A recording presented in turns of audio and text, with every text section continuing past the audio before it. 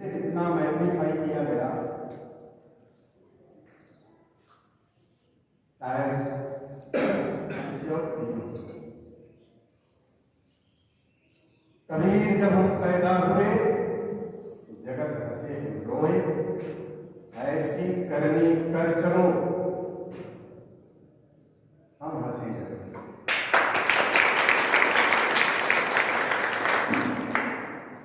अपनी जीवन यात्रा स्वनाम धन्य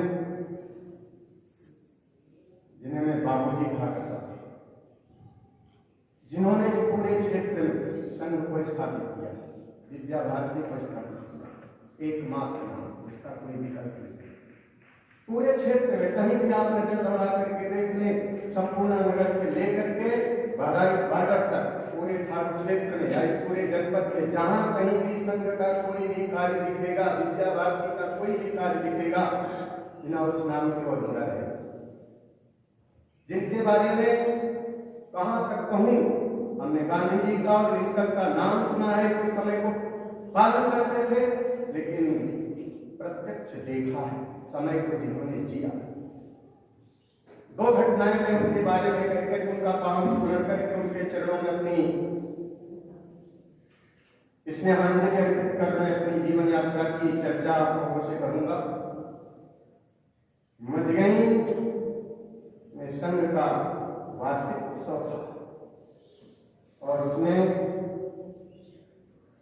पूज्य बाबूजी को मुख्य वक्ता के रूप में, मुख्य अतिथि के रूप में जो भी सभी उनको जाना था। उस समय जो लोग जानते होंगे, निघासन की रोड में गड्ढा नहीं था, गड्ढे में रोड थी। ऐसा कोई कदम नहीं था जहां पर 2 फीट 3 फीट 5 फीट गहरा गड्ढा ना हो। गाड़ी जाती थी तो ऐसी लगती थी उलट जाएगी, फिर ऐसे चढ़ती, फिर ऐसे, इस प्रकार की धूल उड़ा करती। जून का महीना, भयंकर लू चल रही थी। डॉक्टर संतराम जी जो खंड संघ चालक है इस समय, इन्होंने वहां कहा शायद नहीं आएंगे। लोगों ने कहा वो एसी में रहने वाला, वो क्या आएगा। मेरे कानों में बात पहुंची, मैंने कहा क्या बाबूजी ने आने के लिए कहा है? डॉक्टर साहब ने कहा कहा है। मैंने कहा कितने बजे के लिए कहा है? कहा 2:45 बजे के लिए। मैंने ये शब्द कहा था, भरोसा देखिए, मैंने कहा था आप लोग अपनी अपनी घड़ी ठीक कर लीजिए, 2:45 तभी बजेंगे जब बाबूजी यहाँ आएंगे। इसके पहले 2:45 नहीं बज सकता। ये भरोसा था। मित्रों, 3 मिनट पहले उनकी कार वहां खड़ी हो गई। वो थे जिन्होंने समय को जिया है। संपूर्ण नगर में शीत शिविर था, दिसंबर का महीना, ऐसी भयंकर ठंडी, अपना फैलाया हुआ हाथ भी न दिखे। हम सब वहां थे, वहां भी जाना था। लोग कह रहे थे वो एसी में रहने वाले, वो क्या आएंगे। सबको सर झुकाना पड़ा, लज्जित होना पड़ा। जब संघ स्थान पर पहुंचे तो वहां वो टहल रहे थे। भयंकर शीत में ऐसी, जहां पर कि अपना फैलाया हुआ हाथ न दिखे, उस ठंडी में वहां जो लोग टिके हुए थे वो नहीं पहुंच पाए थे। उससे पहले संघ स्थान पर वे दिव्य विभूति टहल रहे थे, जिन्होंने परम पूजनीय गुरु जी के साथ कार्य किया। ऐसे तपे हुए साधक, उन्होंने मुझे जाना पहचाना, बड़े प्यार दुलार से आमंत्रित किया। उनके द्वारा मैं इस योजना में आया, इस विद्यालय को ज्वाइन किया। उसके बाद उन्होंने मुझे बुला करके बड़े प्यार से कहा, धनुषधारी जी, केंद्र की ये इच्छा है उस चंदन चौक के क्षेत्र में, थारू क्षेत्र में विद्यालय खड़ा हो। बड़े बड़े सूरमा गए, लेकिन कोई पैर नहीं जमा पाया।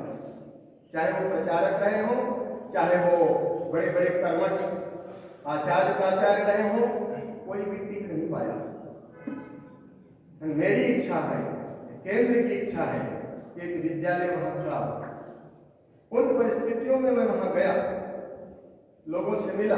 5 बार मेरे आमंत्रण पर बाबूजी गए, वहां लोगों से मिले, बैठकें हुई और अंत में निश्चय हुआ विद्यालय प्रारंभ हुआ। कोई जगह नहीं, कोई स्थान नहीं। एक टूरिंग टाकी चलता था, वीडियो हॉल बंसल जी का, उसमें जो है इस विद्यालय की शुरुआत हुई बच्चों के साथ में। एक दो आचार्य यहाँ से और गए, मदन लाल जी बहुत पुराने आचार्य, और रामपाल जी गंगवार, गिरनर लाल जी, ये लोग वहां पर गए, कुछ दिन रहे, फिर चले आए। बड़ा उतार चढ़ाव हुआ उस विद्यालय में। विद्यालय प्रारंभ हुआ, चला, कई लोग स्वभाव होता है नाखुश हो गए, दूसरा विद्यालय खोल दिया। कत्याल जी से आके कहा कि आपके विद्यालय में कोई नहीं जाएगा। कत्याल जी ने मुझे बुला के कहा, मैंने कहा बाबूजी मैं किसी के पैरों पर पढ़ने नहीं जाऊंगा, लेकिन ये प्रयास करूंगा कि एक बच्चा अगर अपने विद्यालय से जाएगा तो 10 बच्चा जोड़ने का प्रयास करूंगा। उस समय थारू क्षेत्र की विषम परिस्थिति थी, जाने के रास्ते नहीं थे। पैजामा उतार करके साइकिल कंधे पर रख करके उस कीचड़ को पार करके तब मैं गांव में जाया करता था और लोगों से मिल करके उन बच्चों को जोड़ा, इकट्ठा किया।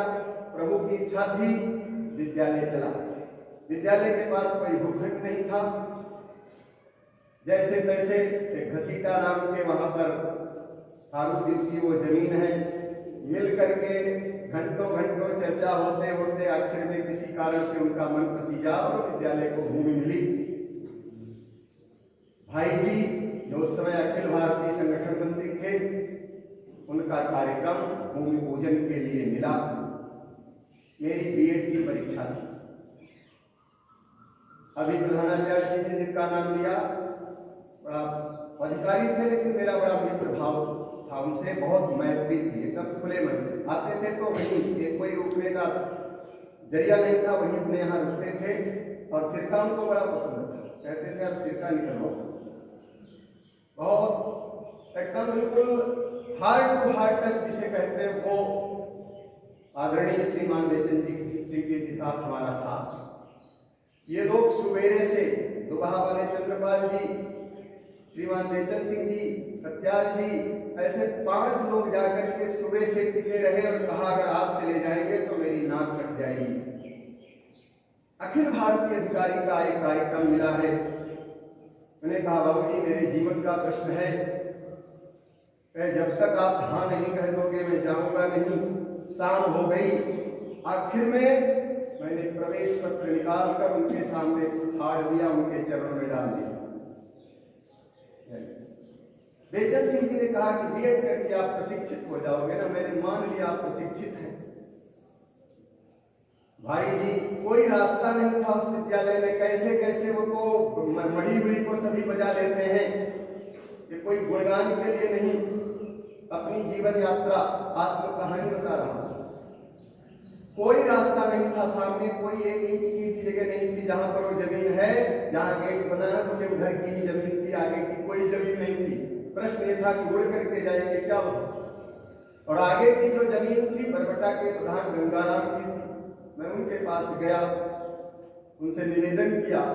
उन्होंने कहा कि गुरुजी मैंने वो जमीन अशोक चावला को दे दी, बेला परशुराम हमारे निधन ने उनको दे दिया है, अगर उनसे आप बात कर ले।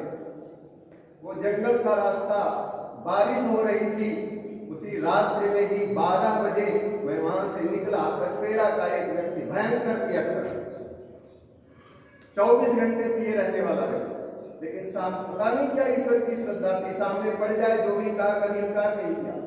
करीब 12:30 बजे रात उसके घर पहुंचे। हमने कहा भागीराम, हाँ गुरुजी बेला पर सुबह चलना, चलिए।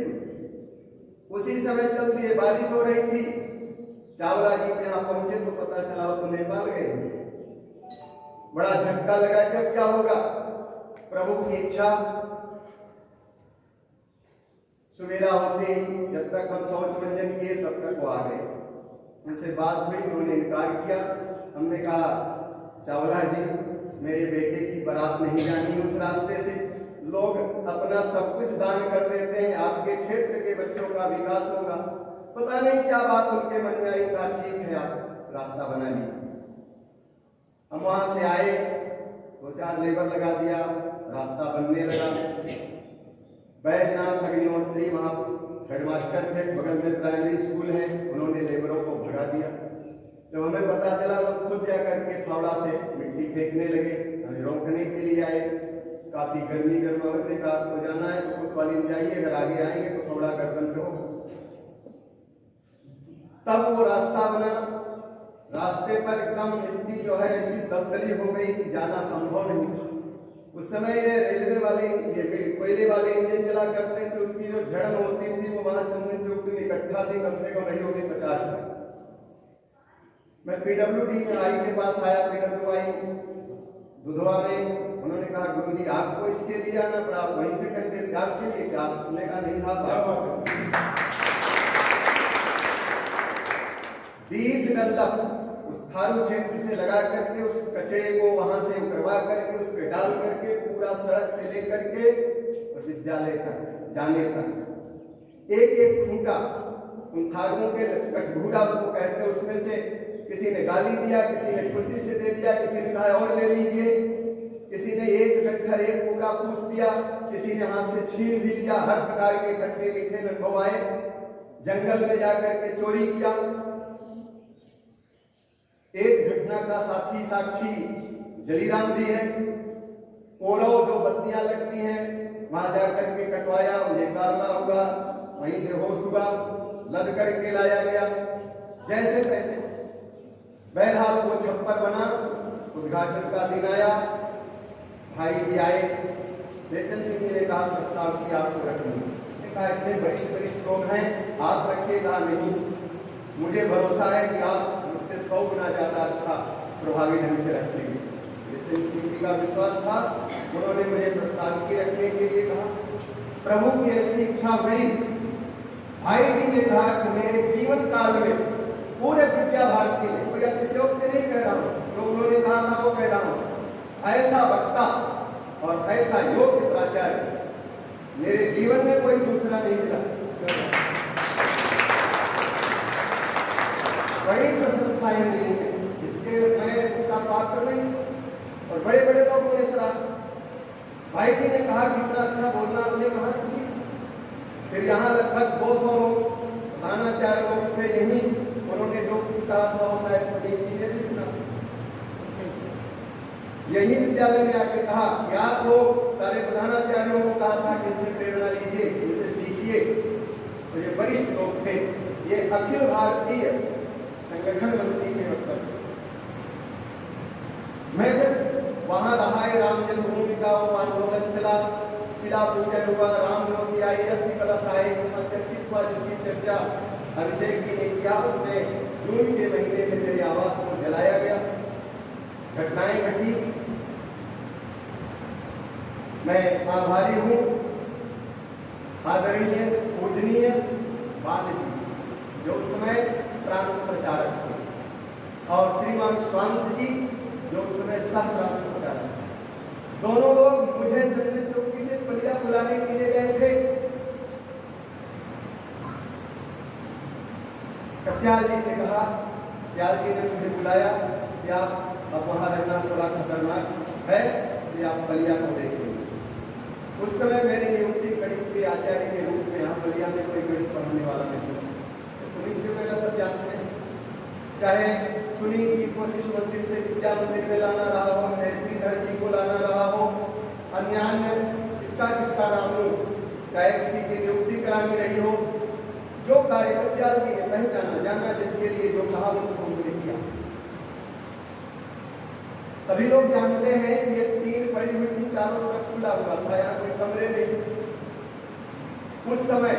और इस विद्यालय की केवल मान्यता 5 तक थी, 5 तक की केवल मान्यता थी, वो भी अस्थायी थी।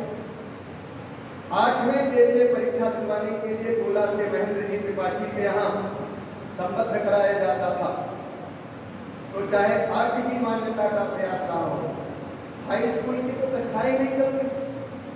श्रीमान दीनदयाल पाठक जी यहाँ प्रधानाचार्य थे। हम लोगों ने आपस में चर्चा किया कि बड़ी स्थिति गड़बड़ है, वेतन इत्यादि की समस्या है, लोग सक्षम है, समर्थ है, हाई स्कूल चलाया जाए। सभी एडमिशन हो चुके थे, जुलाई लास्ट में आपस में बात करके 14 बच्चों को जो एडमिशन ले चुके थे उनको जाके वार्ता करके यहाँ वापस लाया गया। योजना बनी। कत्याल जी को जब सुनाई पड़ा, पाठक ने जाकर के सुनाया तो उन्होंने उनको पढ़े आड़े हाथ को लिया, डांटा। तो उन्होंने अपना गला छुड़ाने के लिए कहा, भाई साहब मैं क्या करूं, ये तो सब धनुषधारी ने योजना बनाई। और आकर के मुस्कुराते हुए मुझसे कहा, भैया हम तो अपना गला छुड़ा लिए, अब आप जाकर के संभालो, 4 बजे आपको बुलाया है। क्या 4 बजे? उनकी एक आदत थी, किसी को डांटना हो या सम्मानित करना हो, पहले बड़ा खातिर कर तुरंत घंटी बजी, भैया के लिए अच्छा सुंदर चल रही जलाया, बढ़िया सी चाय बना के लाओ। तब होने के बाद धनुषधारी जी, हाँ बाबू जी आप हाई स्कूल चला रहे हैं, 9th सुना है शुरू किया? हाँ जी शुरू किया है। क्या आपको मालूम है कि एक बार विद्यालय चला था, बंद करना पड़ा, नाक कटी? का बहुत अच्छी तरह से मालूम है। का फिर आपने कैसे साहस कर लिया? उन्होंने कहा, बाबू जी अंगद का पैर है, जो जम गया वो जम गया, अब ये पीछे नहीं हटेगा। और घूर करके नीचे से ऊपर तक देखा, हम तो बड़ा डर गए, इतना तेज था उनके अंदर, भीतर से तक कांप गए, कब क्या होगा। 3-4 बार देखने के बाद मेज का बेल्ट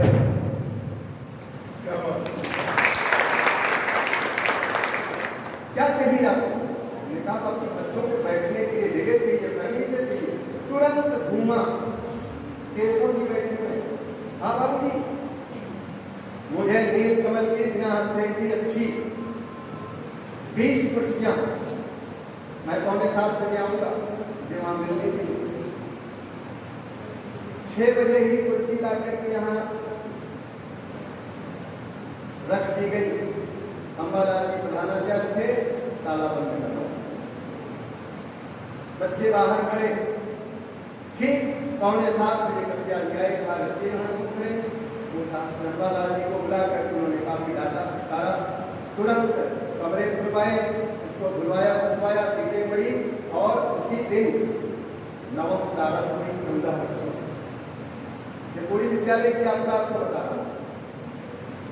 उसी समय एसके सिंह यहाँ पर अधिशासी अधिकारी आए थे, मेरी उनसे भेंट हुई, बड़ी निकटता जमी।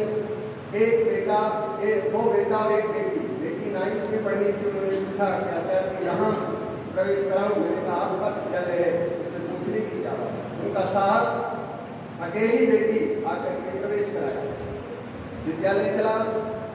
आखिर में समस्या आ गई कि अगर बच्चों का होगा क्या, पंजीकरण कहाँ से होगा? सबने हाथ खड़े कर दिया, न कोई प्रबंध समिति सामने आई, न कोई प्रांत आया, कि जितने धोती फैला करके आते हैं कोई भी नहीं दिखा। ये स्थिति आ गई कि सब बच्चे प्राइवेट हो जाएंगे। कई जगह धक्के खाए, बम्बनपुर गया, उसमें वो जिला कार्यवाह थे शत्रुघ्न जी, श्रीपाल जी वहां प्रधानाचार्य थे, उसे जाकर निवेदन करना, ना मैं ये कार्य नहीं कर सकता हूँ जी, और कोई कार्य हो तो बताएं। उन्होंने कहा और क्या बताएंगे। संपूर्ण नगर गए, यानी जितने भी विद्यालय थे। कत्याल जी को क्या था कि डॉक्टर श्रीकांत शुक्ला मेरे यहाँ रोज बैठते हैं, मैं कह दूंगा यहाँ बंदे बैठे हो जाएगा।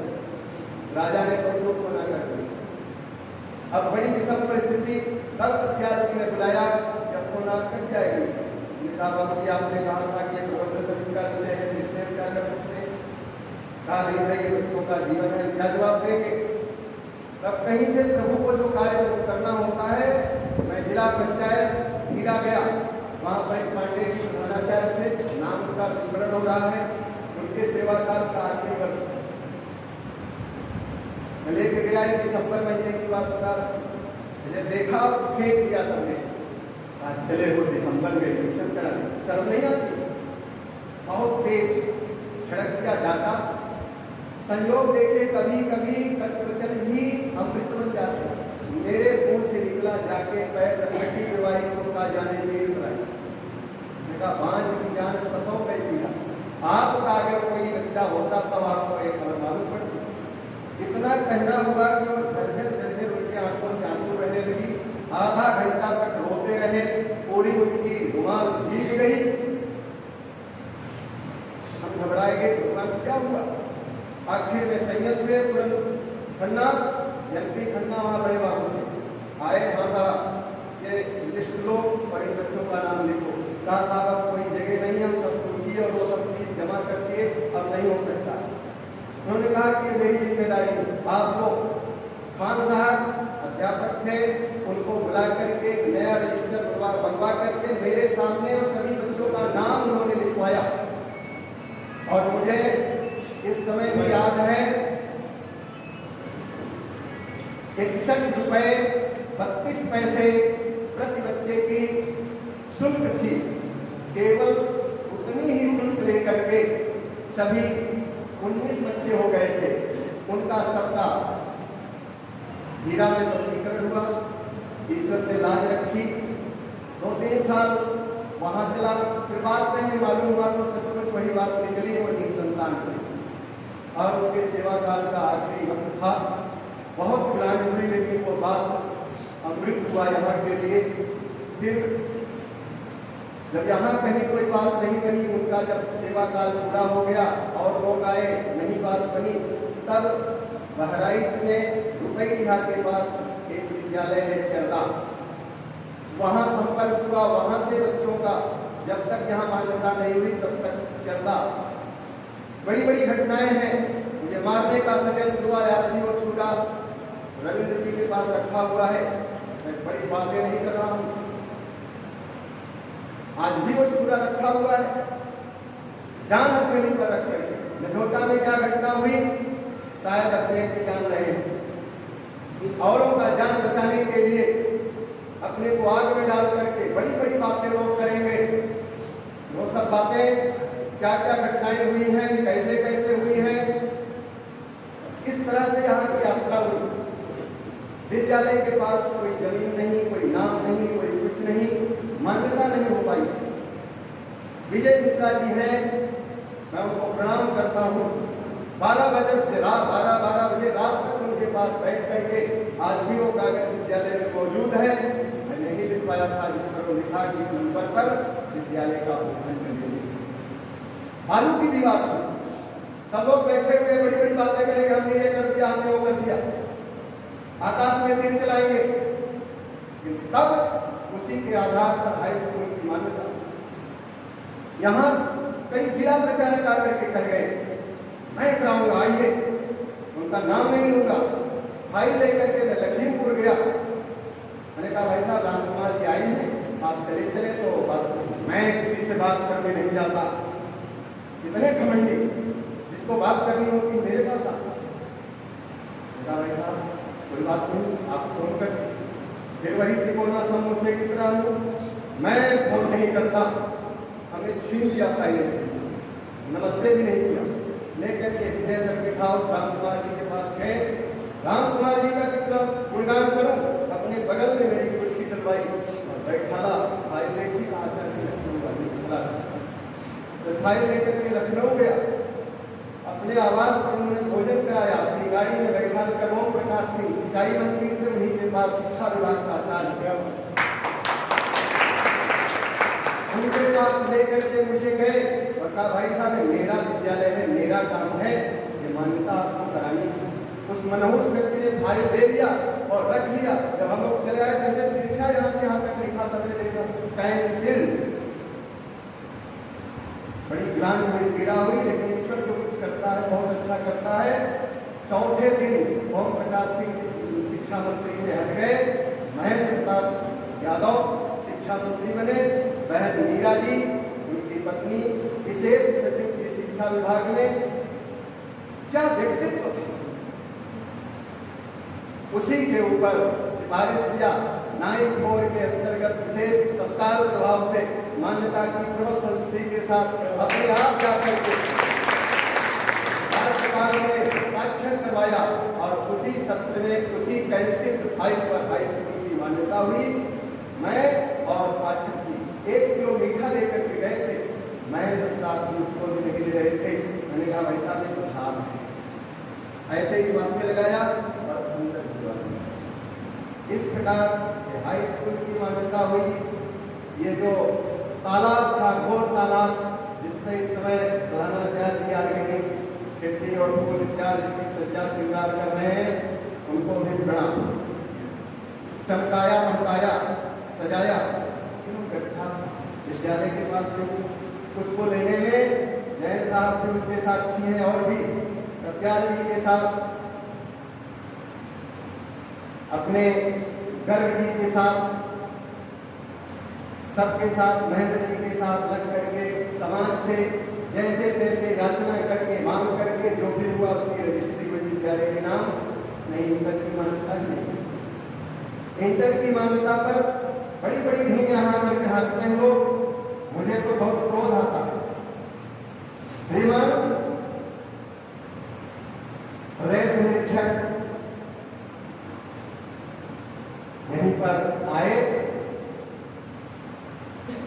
और कहा कि अरे तो मेरे हाथ पकड़ करके लिखवा दूंगा आपको, कीजिए। दोनों लोग थे, संभाग निरीक्षक और प्रदेश निरीक्षक। आखिर लोग ही कैसे हो, कुछ नहीं कर पाए, बात नहीं कर पाए। अब री री करके रोने लगे, विधवा विलाप करने लगे। तो आप लोग देख लीजिए अपने रंग से हम क्या कर सकते हैं, हमसे जितना हो सका कर दिया, काहे बने हो गए। उसके बाद फिर हम और गोपाल राम जी डायरेक्टर के पास वही रिजेक्ट फाइल लेकर के गए। गोपाल राम यही है। डायरेक्टर साहब से मैंने कहा कि भाई साहब धर्मांतरण हो रहा है और एक महायज्ञ है, आशा की किरण यही है, अगर आपकी एक आहुति इसमें पड़ गई तो बहुत बड़ा एक राष्ट्र कार्य होगा। पता नहीं क्या उनके मन में आया, तुरंत उस पर एक कलम से सचिव माध्यमिक शिक्षा परिषद उत्तर प्रदेश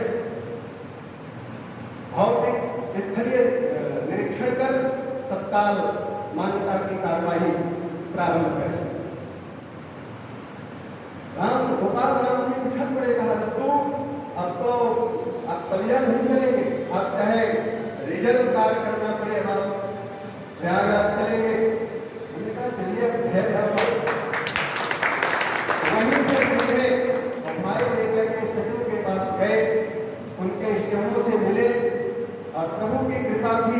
उन्होंने कहा पहले तो कहा इसको जाकर के डाक विभाग में जमा करवाइए। हमने कहा भाई साहब अगर डाक विभाग में जमा करना होता तो आपके पास क्यों आते, आपका इस पर कुछ आशीर्वाद चाहिए। उनके भी मन में पता नहीं क्या बात आ गई, डाक विभाग वाले को बुला करके बैरिकेड में उसको चढ़वाया, सचिव के पास भेज दिया। उन्होंने तुरंत DIS को आदेश दिया भौतिक सत्यापन कर कार्रवाई से अवगत कराए। जब इतना लिख दिया तो हम लोग को फाइल लेकर के यहाँ श्रीमान निरंजन लाल जी, गोपाल राम जी और हम 3 लोग DIS ऑफिस गए। DIS कूद गए, कहा ये गोपनीय ऑफिशियल लेटर आपको कैसे मिल गया, ये मिल कैसे गया। हम निरंजन लाल जी ने कहा जैसे आपके मन में सहृदयता है ऐसे वहां भी सहृदयता थी। लोगों ने सोचा कि थोड़ा कार्य जल्दी हो जाएगा, पता नहीं क्या होगा। जो भी उन्होंने किया, निरीक्षण हुआ और उसी सत्र में इंटर की मान्यता, सबका स्नेह सहयोग प्रभु की कृपा, इंटर की मान्यता। बड़ी बड़ी यात्राएं हुई, जैसे तैसे सबके सहयोग से। स्वामी बहन जी का आभारी हूँ, मैंने उनके सामने झोली फैलाई। एक कमरा उनके द्वारा यहाँ पर बन करके तैयार हुआ। यहाँ पर जुआ खेली जाती थी, छुट्टी के बाद रात की जाती थी, जैसे तैसे उसकी बाउंड्री हुई। कितनी कितनी यात्राएं, कैसे कैसे और ये कहाँ कहाँ से लोगों ने कितने कितने। एक बात कहूँ, ये कुछ जीवन की यात्रा रही। मुझे जो कुछ भी मिला या जो कुछ भी हूँ वो संघ के द्वारा हूँ, विद्या भारती के द्वारा हूँ, आप जैसे सुधीजनों के आशीर्वाद से। जिसका जो भी हुआ, हम शिवपाल जी बैठे हुए हैं, जब शुरू में आए थे तो अभिषेक जी के साथ में स्टेशनरी कलम इत्यादि बेचने का काम करते थे, श्रीचंद्र जी यहाँ रहा करते थे। यहाँ पर शुक्ला जी, रामदेव शुक्ला जी प्रधानाचार्य थे। उन्होंने कहा आचार्य जी आपका GM से, यसी संगत उस समय GM थे, ज्वारी अच्छी तरह से जानते हैं। हमारी बड़ी निकटता हो गई थी प्रभु के पास। ये मेरे साथ बड़ा अभिशाप लगा हुआ है। सौभाग्य तो मुझे ईश्वर ने मिला दिया कि जिसके लायक मैं नहीं हूँ, आज भी नहीं हूँ, लेकिन न मालूम क्यों। लेकिन एक चीज होती है, बड़े ध्यान से सुनिएगा, हम किसी के अपमान को तो बड़े सहज भाव से सहन कर लेते हैं, लेकिन किसी का सम्मान होता देख करके सहन कर पाए ये बड़ी कठिन बात है। बहुत मुश्किल है कि किसी का सम्मान सहन करें। मेरे लिए यही अभिशाप कि जितने भी आए, बड़े से बड़े IAS, PCS, मंत्री, यहाँ तक कि कहाँ तक सर से विचारक की गई मेरी बैठ, ये बात तो मैं हजम नहीं। यहाँ भी आपने देखा अभी जो इसका उद्घाटन कार्यक्रम था तो सलील जी मंच पर आकर के पहले पैर छुए, फिर वहां जाकर के बड़ा कष्ट होता था। मेरे लिए यह हिसाब करना, बड़े बड़े क्षेत्र प्रचारक, प्रांत प्रचारक, परम पूज्य मोहन भागवत जी ने भी पैर छुए। ये उनकी महानता है, मेरा इसमें कोई नहीं है, लेकिन क्या करूं। अखिल भारतीय संगठन मंत्री भाई जी थे, उन्होंने भी पैर छुए, इसका भी लोगों को बड़ा बुरा करूं क्या। ये बहुत मुश्किल कार्य है, लेकिन ईश्वर ने बड़ी ऊंचाई दिया कि शायद राष्ट्रपति को भी लगी और फटीचर भिखारी मेरे जैसा कौन। ये भी बहुत दुर्भाग्य की बात है। सम्मान इतना दिया कि पूरे उत्तर प्रदेश में मैं अकेला व्यक्ति हूं जिसे केंद्र ने नागपुर ने दोबारा बुलाया। शायद पूरे उसमें कोई ऐसा व्यक्ति नहीं होगा, कोई माई का लाले नहीं कह सकता, कोई अभिमान की बात नहीं करना, मुझे अतिशयोक्ति का अपराधी न माना जाए।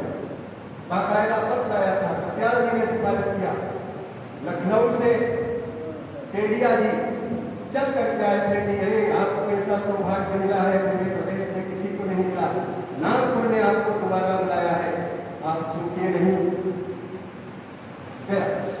वहां भी मधुर भाई कुलकर्णी अखिल भारतीय बौद्धिक प्रमुख थे, वो विशेष वर्ग पूरे प्रदेश से एक व्यक्ति का चयन हुआ था, उत्तर प्रदेश से मैं अकेला। उसमें भी उन्होंने ले जाकर के सर संचालक जी के पास कहा था कि भाई साहब इस वर्ग की क्रीम मैं आपके पास लाया हूं।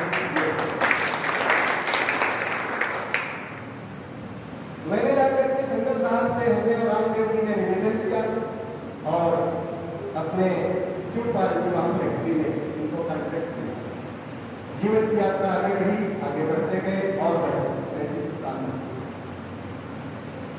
2-4 पंक्तियों के द्वारा मैं अपनी जीवन यात्रा का सार आप लोगों के सामने जितना कर सका इस विद्यालय के लिए जो भी किया वो कोई आत्म प्रशंसा के लिए नहीं, सबने किया, सबका प्रयास रहा और सब प्रयास करें। संगठन में शक्ति होती है, अकेला चुनाव भाग नहीं होता। सब लोग मिल करके प्रेम से, सौहार्द से, सद्भाव से, मुस्कुराते हुए आगे बढ़ते रहिए, ये मेरी सबके लिए शुभकामना है। ये विद्यालय बहुत आगे बढ़े, बहुत आगे बढ़े, बहुत आगे बढ़े। आज सृष्टि के प्रथम दिन मैं आप सभी को सृष्टि के प्रथम दिन की शुभकामना देता हूं। भारतीय नववर्ष की आप सभी को भोरे भोरे मंगल कामना। पराम्बा भगवती मर्यादा पुरुषोत्तम प्रभु राम आपके जीवन पथ को मांगलिक उपकरणों से अनुरंजित करें, ऐसी उस परम सत्ता से मेरी आप सबके लिए शुभकामना है।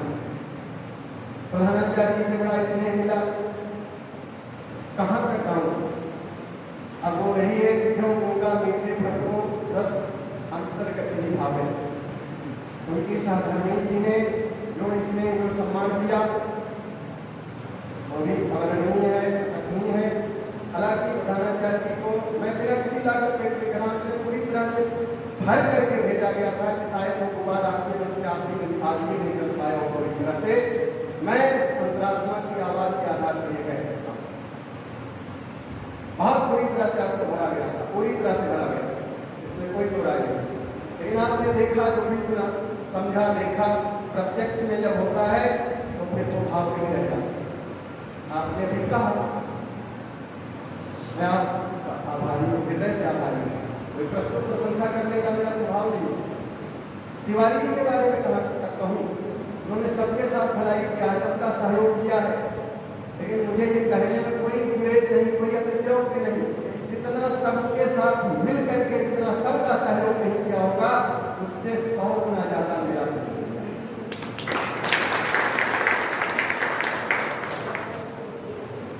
जो भी उन्होंने मेरे साथ किया है, जो इसने किया है, वो अकथनीय है, अवर्णनीय है।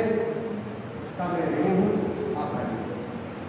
आप सबसे भी जो भी स्नेह, जो भी प्यार दुलार मिला, वो भी स्मरणीय है। किसी के प्रति मेरे मन में किसी प्रकार का कोई गिला, कोई शिकवा नहीं। मेरे भाई बहन, कोई भी ऐसा इस धरती पर नहीं होगा जिसमें सब अच्छाई हो, और कोई भी एक व्यक्ति ऐसा नहीं होगा जिसमें सब बुराई हो। अस्तित्व की व्यवस्था ही ऐसी है, गुण दोष में है। चाहे वो जड़ हो, चाहे वो चेतन हो, पूरी प्रकृति, पूरी सृष्टि गुण और दोष में है। ऐसा भी कोई व्यक्ति नहीं जो सबको अच्छा लगे। हर चीज सबको अच्छी नहीं लग सकती। वो शरद की पूर्णिमा चांदनी रात पीयूष वर्षणी, जिस दिन अमृत की वर्षा होती हो खीर, वो भी सबको अच्छी नहीं लगती। सारा संसार जिसकी मगन मन से, खुले और खिले मन से प्रशंसा करता है, गुण गाता है, वह भी सबको नहीं भाती। तब गोस्वामी जी लिखते हैं, छोरई चांदनी रात। इसके मन में चोर होता है, उसको वह शरद पूर्णिमा की चांदनी रात भी सुहाती है।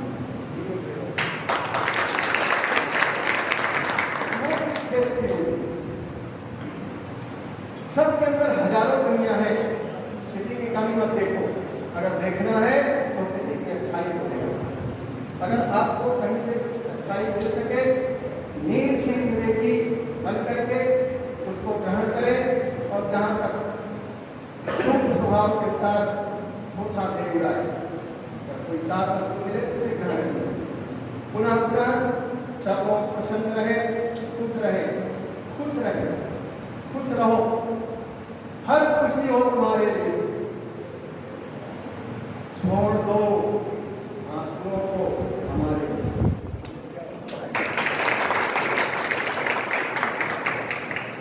एक बहादुर शाह जफर का एक शेर याद आता है, मैं उसे अर्ज करना चाहता हूँ सभी के लिए। साफ और ध्यान से सुनेंगे। और मुझे जहाँ तक याद है कि मैंने ये शेर कत्याल जी के मुझसे कहा था, न समझना जफर किसी ऐसे बसर को तो अहले दिया, जिसे ऐस में यादें भुलाना, और जिसे तैस में खौफ है भुलाना। मेरे भाई बहन, ऐस में इतना मत डूब जाओ उस मालिक को ही भूल जाओ, और तैस में इतना मत आ जाओ उसका खौफ न रहे। याद रखना, हमेशा जब भी कभी तैस आए, आवेश आए, क्रोध आए, इसको याद रखना, मेरे ऊपर एक दिन ये पद, प्रतिष्ठा, अधिकार ऐसा छूट जाते हैं। पतझड़ के पत्ते की तरह टूटे हो जाते हैं। ना कोई पद रहेगा, ना प्रतिष्ठा रहेगी, ना अधिकार रहेगा। घमंड मत करो। सरल भाव से पहले दिन जब मैंने प्रवेश किया था, कुर्ता पहना था, आज मैं पहना हुआ हूँ। बहुत लोगों ने इसमें दाग लगाने की चेष्टा किया, लेकिन आज जस की बस भर देनी चाहिए। आप सबके सद्भाव से, सहयोग से, सहकार से, स्नेह से पिता की चादर आज उतर जाए। जैसा भी रहा, जो भी रहा, आप सबने देखा।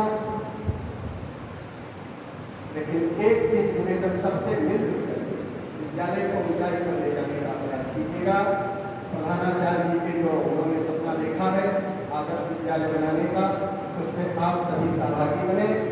आपस के मतभेद दर दर को बुला करके विद्यालय गठित करें। यह हम सबका उद्देश्य होना चाहिए, यह हम सबका सपना होना चाहिए, हम सबका लक्ष्य होना चाहिए। क्योंकि विद्यालय प्रकट करेगा तब आप प्रकट करेंगे। विद्यालय से आपकी पहचान है। विद्यालय से अलग होकर के कौन जानेगा, कौन है? गंगा की वह बूंद जब गंगा के साथ मिलकर के बहती है तो उसकी महिमा होती है, जगत मस्तक से भराता है। लेकिन वो जब अलग हो जाती है तो उसका कोई वजूद, कोई अस्तित्व नहीं रहता। इसलिए अपनी मर्यादा में, अपनी सीमा में रहने का सबको प्रयास करना चाहिए। सबके लिए मर्यादाएं हैं, सबके लिए सीमाएं हैं। पुनः पुनः मेरी बात से मेरा कोई न तो आत्म प्रशंसा का उद्देश्य था, न ही किसी को चोट पहुंचाने का कोई उद्देश्य था। वस्तुतः आज तो परंपरा का प्रथम दिन है, वो जानती है। मेरी फिर भी अगर मेरी बात से किसी को चोट लगी हो, कोई दुख हुआ हो, मैं बड़े विनम्र भाव से सिर झुका करके आपके चरणों में माथा टेक करके आपसे प्रणाम करता हूँ, क्षमा मांगता हूँ, अपना जान करके क्षमा करता हूँ। कोई सार बातें मिली हो तो उसको जीवन में रखना, और जो बेकार की बातें हो उनको उड़ा देना। लेकिन फिर यही बात कहूँ, विद्यालय प्रथम हम सबका उद्देश्य होना चाहिए। विद्यालय में विद्यालय ने हमें सब कुछ दिया है, पहचान दिया है, सब कुछ दिया है, जो भी है इस पर गर्व है। और जगह आपको अधिक पैसे मिल सकते हैं, कि जो सम्मान, जो प्रतिष्ठा आपको इस विद्यालय से मिल रही है, मिली है, मिलेगी, वो कहीं अन्यत्र नहीं पा सकते। हर चीज पैसा नहीं होता। पैसा बहुत कुछ है लेकिन सब कुछ नहीं है। ईमानदारी पर रहोगे, सच्चाई पर रहोगे, जब भी आपके सामने कोई संकट आएगा, आर्थिक संकट आएगा, कोई ना कोई रामचंद्र तिवारी खड़ा हो जाएगा।